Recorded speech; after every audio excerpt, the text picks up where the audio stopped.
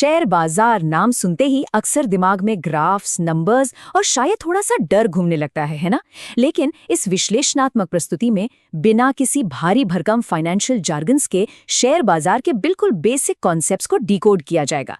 तो आइए बिना किसी देरी के इस रोमांचक दुनिया में कदम रखते हैं और देखते हैं कि ये सब असल में काम कैसे करता है।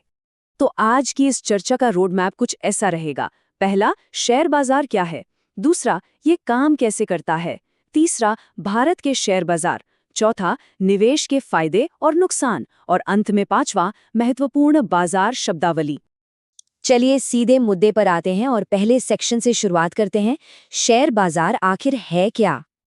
आसान शब्दों में कहें तो शेयर बाजार एक ऐसा मंच है जहां अलग-अलग कंपनियों के शेयर यानी उनके हिस्से खरीदे और बेचे जाते हैं। अब जो बात सच में कमाल की है वो ये कि जब भी कोई इंसान किसी कंपनी का शेयर खरीदता है तो वो सिर्फ एक ट्रेड नहीं कर रहा होता, वो असल में उस बड़ी सी कंपनी का एक छोटा सा हिस्सेदार, एक तरह से मिनी मालिक बन जाता है ना दिलचस्प?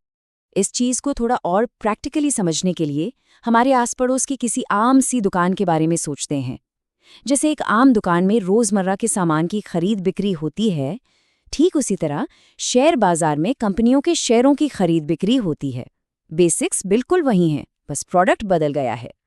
और मज़े की बात यह है कि ये कोई आजकल का नया ट्रेंड नहीं है। ये टाइमलाइन बहुत ही शानदार तरीके से दिखाती है कि 1602 में नीदरलैंड्स के एम्स्टर्डम में दुनिया का पहला शेयर बाजार खुला था। भारत की बात करें तो 1875 में बॉम्बे स्टॉक एक्सचेंज या बीएसई की स्थापना हुई, जो एशिया का सबसे पुराना एक्सचेंज है। और फिर काफ़ी बाद में 1992 में मुंबई में ही नेशनल स्टॉक एक्सचेंज यानी एनएसई की शुरुआत हुई। तो अब हम आते हैं अपने दूसरे भाग पर। ये पूरा सिस्टम काम कैसे करता है। इस मशीनरी को स्टेप बाय स्टेप समझते हैं। सबसे पहले कोई कंपनी बाजार में अपना आईपीओ लेकर आती है, यानी पहली बार अपने शेयर पब्लिक के लिए पेश करती है। फिर निवेशक उन शेयरों को खरीदते हैं। इस पूरे प्रोसेस में कहीं कोई गड़बड़ी ना हो, इसके लिए सेबी एक पुलिस वाले की तरह कड़ी निगरानी रखती है। और हाँ, शेयरों की कीमत कैसे तय होती है? बिल्कुल बेसिक डिमांड और सप्लाई के रूल पर। खरीदने वाले ज्यादा तो कीमत ऊपर और बेचने वाले ज्यादा तो कीमत नीचे। अब यहाँ एक बहुत ही दिलचस्प चीज सामने आती है। बाजार का हर शेयर एक जैसा नहीं होता। एक होते हैं साधारण या इक्विटी शेयर, जहां कंपनी के मुनाफे में हिस्सा तो मिलता ही है, साथ ही वोटिंग का अधिकार भी मिलता है। लेकिन दूसरी तरफ होते हैं प्रेफरेंस शेयर। इनमें वोटिंग राइट तो नहीं होता, लेकिन एक खास तरह की सेफ्टी होती है।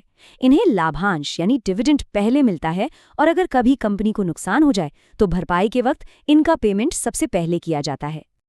अब रुख करते हैं तीसरे सेक्शन की ओर, भारत के शेयर बाजार।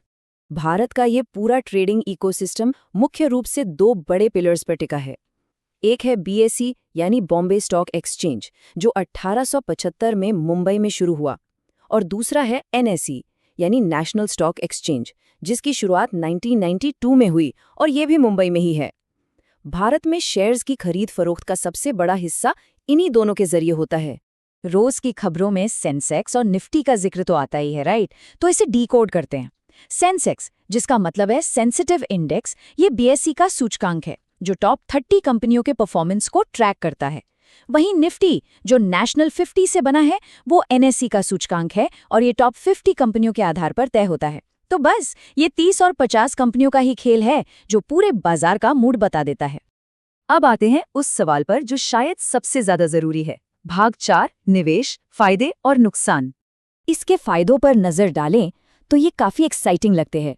जाहिर है, लंबे समय में हाई रिटर्न्स कमाने का मौका मिलता है, जो बढ़ती महंगाई से बचाता है।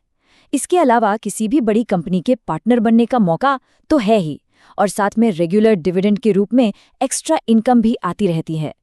वेल्थ क्रिएट करने का ये एक बहुत ही सॉलिड तरीका है। लेकिन, और ये बहुत बड़ा लेकिन है, इस सिक्के का दूसरा पहलू भी है जिसे समझना बहुत जरूरी है। शेयर बाजार में निवेश कोई मैजिक ट्रिक नहीं है और इसमें रिस्क हमेशा रहता है। बाजार के तेज उतार चढ़ाव से भारी आर्थिक नुकसान हो सकता है। अगर कोई कंपनी डूब गई तो लगा हुआ सारा पैसा भी डूब सकता है। और सबसे खतरनाक बात, बिना सही जानकारी और रिसर्च के निवेश करना। इस खतरे को समझे बिना बाजार में कदम रखना बिल्कुल भी समझदारी नहीं है। फाइनली हम आ गए हैं अपने 5वें और आखिरी सेक्शन पर, महत्वपूर्ण बाजार शब्दावली। तो फाइनेंशियल न्यूज़ को डिकोड करने के लिए बस ये कुछ कीवर्ड समझ लेते हैं। बुल मार्केट मतलब जब बाजार तेजी से ऊपर जा रहा हो। बियर मार्केट यानी मंदी का दौर, जब सब कुछ गिर रहा हो। आईपीओ जब कंपनी पहली बार अपने शेयर पब्लिक के लिए लाती है। डिविडेंड वो प्रॉफिट जो कंपनी अपने शेयर होल्डर्स को बांटती है। पोर्टफोलियो खरीदे हुए सारे शेयरों का पूरा कलेक्शन।